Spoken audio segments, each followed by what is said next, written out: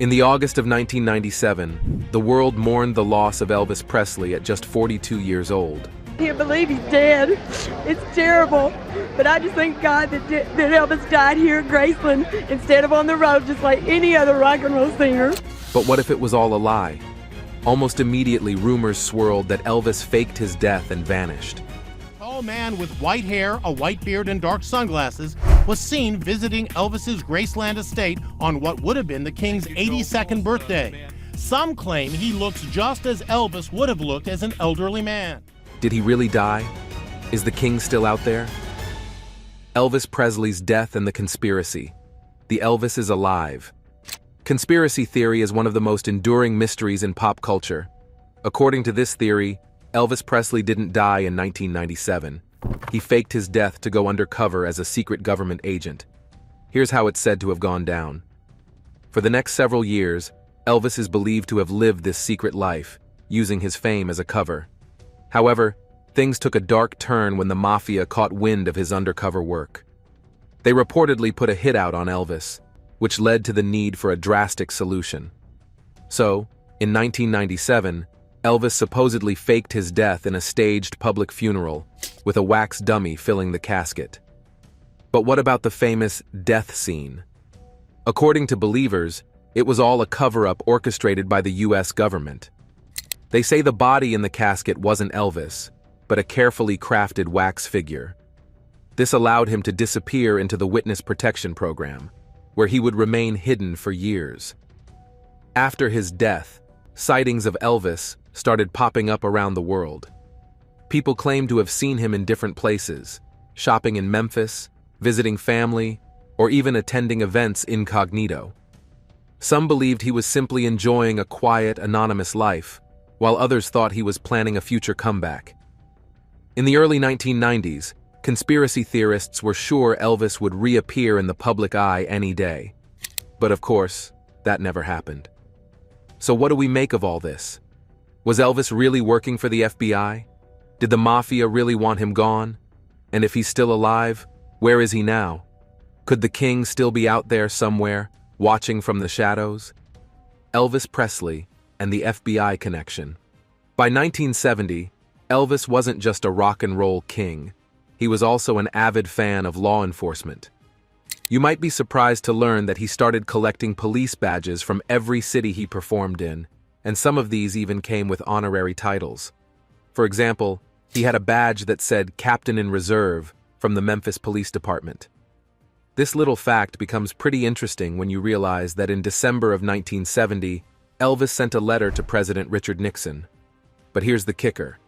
Elvis wasn't just asking for a meeting. He was asking for a special badge to add to his collection. In his letter, Elvis expressed interest in becoming what he called a federal agent at large. This title doesn't actually exist. It's possible that Elvis just made it up, or maybe he heard it somewhere and thought it sounded cool. But his reason for wanting to be a federal agent was pretty clear. Elvis had become concerned about the social and political changes happening in America, particularly the growing drug culture and what he saw as the rise of communist ideas.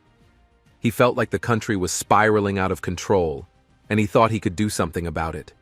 He specifically wanted to target the youth, saying that he could help by promoting an anti-drug message. He even said, and I quote, "The drug culture, the hippie elements, the SDS, Black Panthers, etc., do not consider me as their enemy, or as they call it, the establishment." Elvis felt like he was in a unique position, right in the middle of it all, where he could do the most good. Doesn't this sound a little strange? Elvis Presley, rock star, cultural icon, and now, a self-proclaimed crusader against drugs and communism? It wasn't just about fame or glory. It seems like Elvis genuinely wanted to help. And even more fascinating, he didn't want a title or a special position. That's part of what led some people to believe that he might have secretly become an undercover agent. After sending his letter, something wild happened. Elvis actually got a meeting with President Nixon on December 21st, 1970. Elvis Presley, sitting down with the most powerful man in the country. During this meeting, Elvis proudly showed Nixon his collection of police badges and continued talking about his concerns with the country's drug issues and his knowledge of communist brainwashing tactics. As the meeting went on, Elvis even offered his services to help the government with their anti-drug efforts. Nixon, probably intrigued by Elvis's passion, agreed to hear him out. Towards the end of their meeting, Elvis made a request. He wanted a badge from the Bureau of Narcotics and Dangerous Drugs to add to his collection. Nixon's aide was asked to look into it, and guess what?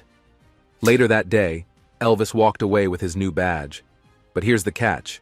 It was just an honorary title, with no real authority behind it. He wasn't sworn in, and he certainly didn't become an undercover agent. Fast forward a few years to May of 1976. Elvis had gotten himself into a bit of a mess with his private airplane collection.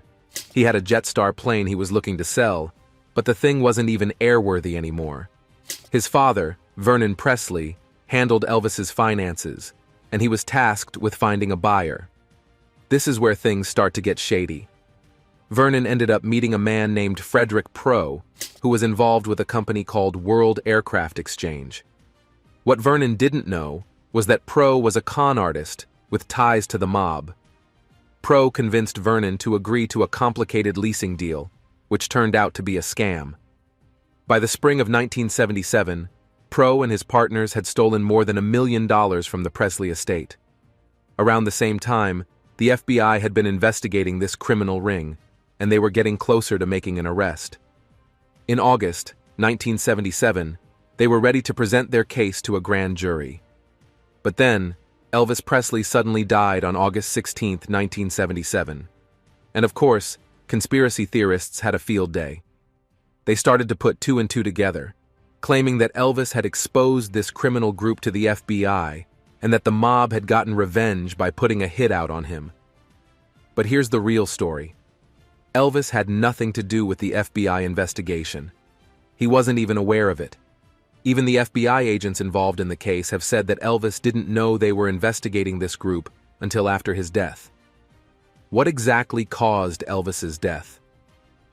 On the afternoon of August 16th, Elvis was found unresponsive by his girlfriend, Ginger Alden, in the bathroom at his Graceland mansion.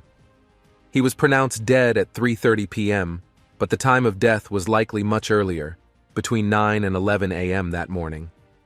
An autopsy was performed later that same evening, but the official cause of death wasn't released to the public.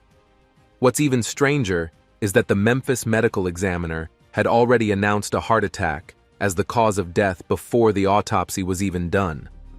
The pathologists who performed the autopsy suggested that while a heart attack was possible, it might have also been a case of polypharmacy, since Elvis had 9 prescription drugs in his system at the time of death. I have here the toxicology report, which shows there are a staggering 9 different prescription drugs in Elvis's body at the time of his death. Over the years, several medical experts have reviewed the autopsy report, but they've never agreed on a single cause. This uncertainty has led conspiracy theorists to claim there was a cover-up. Determining a cause of death isn't an exact science, and with all the drugs Elvis was taking, it's no surprise that no one can agree on what really happened. At the time of his death, Elvis was suffering from several health issues, including diabetes, glaucoma, an irregular heartbeat, high blood pressure, liver damage, and severe constipation, likely caused by all the prescription drugs he was on. One medical expert even theorized that his heart stopped while he was straining on the toilet, a rather grim but plausible explanation given his condition. So the question remains, what really happened to Elvis Presley? The mystery behind Presley's death. The day Elvis Presley was found dead, it marked the end of an era for music and pop culture. But here's the thing. Determining a cause of death is not an exact science. Then there's the mystery surrounding the autopsy report. Since it was never made public, some believe that it's proof of a cover-up. But in reality, the report was kept private simply because the doctor concluded Elvis died from natural causes, not a drug overdose or foul play. Had it been something else, like an overdose, then the report would have become a public record. This is actually more about Tennessee law than some elaborate conspiracy. But that hasn't stopped the rumors. Some even believe Elvis himself wrote his medical examiner's report.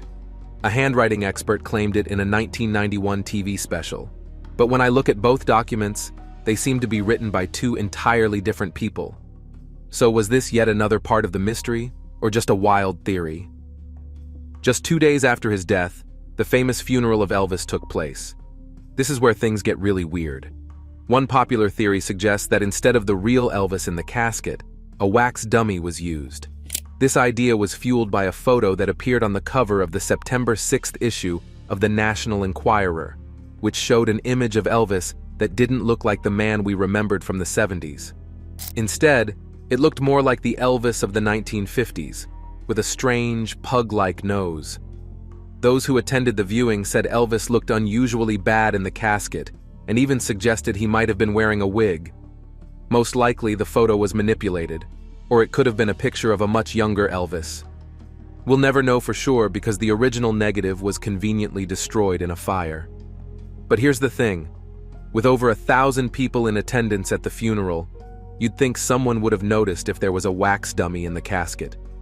There were reports that the 10 pallbearers had trouble lifting and moving the casket, which allegedly weighed 900 pounds, much heavier than a normal casket. Some believed that the casket had a cooling system installed to prevent the wax dummy from melting under the sweltering Memphis sun. But when we watch footage from the funeral, the pallbearers seem to be struggling just to walk as a group, not exactly the picture of coordinated strength. Elvis's longtime friend and road manager, Joe Esposito, later explained that the casket was so heavy because it was made of solid copper. So much for the wax theory, right? And then there's the mystery of the gravestone. Elvis's gravestone spells his middle name Aaron with 2 A's, while his birth certificate lists it with just 1. Is this another clue that something fishy was going on? Some say it's another detail pointing to the idea that Elvis faked his death. But here's the more likely explanation. According to Marty Lacker, a close friend of Elvis, the king himself made this change.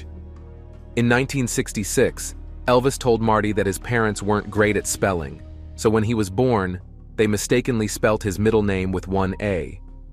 To fix it, he decided that from then on, his middle name should be spelt with 2 A's, just like it is in the Bible. And sure enough, his 1972 divorce papers confirmed the legal spelling with 2 A's. So much for that conspiracy.